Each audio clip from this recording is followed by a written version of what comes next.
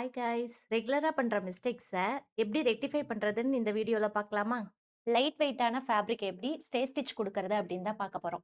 For example, நீங்க வந்து ஸ்பேஸில் ஸ்டிச் பண்றப்பலாம் நெறைய ஸ்டிச்சிங் டிஃபிகல்டீஸ் ஃபேஸ் பண்ணியிருப்பீங்க.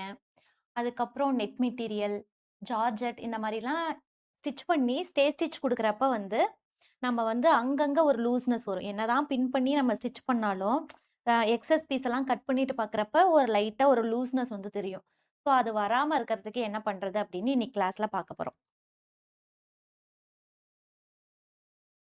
ஸோ இப்ப நான் அடிச்சு டர்ன் பண்ற ஃபேப்ரிக். மேலேயே வச்சு நீங்க ஸ்டே ஸ்டிச் போட்டுக்கலாம். நான் அடிச்சு மேல திருப்பிட்டு ஸ்டே ஸ்டிச் வந்து குடுக்குறேன். ஓகேங்களா? ஸோ அப்படி குடுக்கும்போது லைனிங்ல எந்த க்ரீசஸும் இருக்கக்கூடாது. நல்லா பிரஸ் பண்ணிட்டு, லைனிங் மேல நமக்கு கிடைக்கிற ஃபியூசிங் டேப் இருக்கு இல்லையா? அந்த ஃபியூசிங் டேப்ப வச்சு யூஸ் பண்ண போறோம். இந்த ஃபியூசிங் டேப் நீங்க எப்படினாலும் யூஸ் பண்ணிக்கலாம். 2 சைடும் ஒரே மாதிரி தான். ஜஸ்ட் ஒரு ஃபேப்ரிக்க வந்து ஹோல்ட் பண்ணிக்கிற அளவுக்கு உங்களுக்கு இதுல க்ளூ இருக்கும். இதுவே நான் வேற ஃபேப்ரிக் கலர் வச்சிருந்தேன்னா, நான் சென்டர்லாம் வச்சிருப்பேன். நான் நெட் மெட்டீரியல் தான் யூஸ் பண்றேன். ஸோ கார்னர்ஸ்ல மட்டும் நான் யூஸ் பண்ணிக்கிறேன்.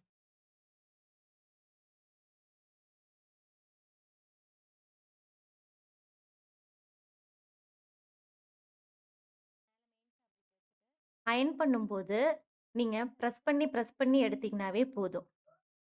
வச்சு நம்ம தேய்க்கக்கூடாது. ஏன் தேய்க்கக்கூடாதுன்னா, அந்த இடத்துல லூஸ்னஸ் வர்றதுக்கு நெறைய சான்சஸ் இருக்கு. ஸோ, வச்சு மட்டும் எடுங்க. அதுல இருக்கிற க்ளூ வந்து நல்லா அப்படியே மெல்ட் ஆயி டிரான்ஸ்பரன்ட்டா ஆயிடும். ஹீட் ஃபேப்ரிக் ஏத்த மாதிரி வச்சுக்கோங்க. இது ஃபிக்ஸ் ஆயிடுச்சான்னு எப்படி செக் பண்ணலான்னா, இப்படி எடுத்து பார்த்தீங்க அப்படின்னா, ஒட்டியிருக்கும். ஓகே. இல்ல எங்கேயாவது எனக்கு இங்க லூஸ் வருது. இது மறுபடியும் இந்த இடத்த மட்டும் எப்படி அட்ஜஸ்ட் பண்றதுன்னு பார்த்தீங்கன்னா, இத எடுத்துட்டீங்கன்னா வந்துரும். எடுத்துட்டு இந்த லூஸ்னஸ மறுபடியும் சரி பண்ணிட்டு, மறுபடியும் அந்த இடத்துல வைக்கணும்னு அவசியம் இல்ல. அதே இடத்துல க்ளூ இருக்கும் உங்களுக்கு. மறுபடியும் வச்சு அதில பிரஸ் பண்ணீங்கனாவே அது சரியாயிடும். லைட்டா பிரஸ் பண்ணிட்டு, அப்படியே லைனிங் சைடு டர்ன் பண்ணிக்கணும்.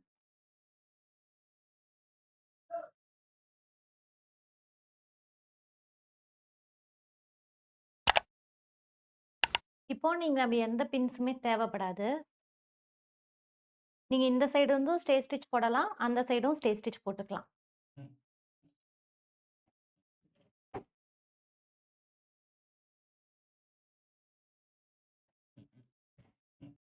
ஸ்டிச் பண்ணும்போது இந்த பிரஷர் போட்டு லைட்டா பண்ணி லிஃப்ட் பண்ணி நம்ம ஸ்டிச் பண்றப்ப, அந்த லூஸ்னஸ் வந்து ஈவனா இருக்கும். எந்த ரிங்கிளும் ஃபார்ம் ஆகாது. ஃபேப்ரிக்கும் வந்து நம்ம ஸ்ட்ரெச் ஆகாது. இல்லாட்டி அந்த இடத்துல சம்டைம் ப்ளீட் மாதிரி விழுந்துரும். அந்த ப்ளீட்ஸும் வராது.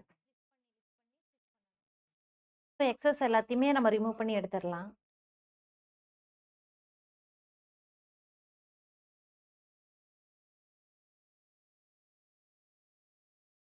இப்ப பார்த்தீங்கன்னா, நம்மளுக்கு ஃபினிஷ் பண்ணியாச்சு. இப்ப பார்த்தீங்கன்னா, எங்கேயுமே லூஸ்னஸ் இல்லாத நமக்கு வந்து ஒரு ஃபினிஷிங் வந்து கிடைச்சிருச்சு. சேம் டைம் வந்து பார்த்தீங்கன்னா, நம்மளுக்கு இந்த ஃபியூசிங் வந்து நம்ம ஃபிக்ஸ் பண்ணதுமே வந்து மெல்ட் ஆயிடும். ஸோ மெல்ட் ஆயிடுச்சுன்னா, நெட் ஃபேப்ரிக்ல இருந்து கூட நம்ம அத ஃபியூஸ் பண்ணது தெரியாது. ஓகேங்களா? இதே மாரி நீங்களும் ட்ரை பண்ணி பாருங்க. லைட் வெயிட்டான ஃபேப்ரிக் ஜார்ஜெட், ஸ்பேஸ் சில்க்லாம் நம்ம ஸ்டிச் பண்றதுக்கு ரொம்ப சிரமப்படுறோம். நெட் ஃபேப்ரிக் இந்த சாட்டின்லலாம் யூஸ் பண்ணும்போது. ஸோ இந்த மாரி ட்ரிக் யூஸ் பண்றப்ப நீங்க ஈஸியாவும் ஃபினிஷ் பண்ணலாம். பார்க்க ஃபினிஷிங்கும் வந்து நீட்டா இருக்கும் உங்களுக்கு எங்கேயுமே. இத நீங்க கண்டிப்பா ட்ரை பண்ணுங்க. நெக்ஸ்ட் எந்த மாரிலாம் உங்களுக்கு ட்ரிக் வேணுங்கிறத வந்து கண்டிப்பா கமெண்ட் பாக்ஸ்ல சொல்லுங்க. அந்த மாரியான வீடியோஸ நாங்க போஸ்ட் பண்ண ட்ரை பண்றோம். Thank you.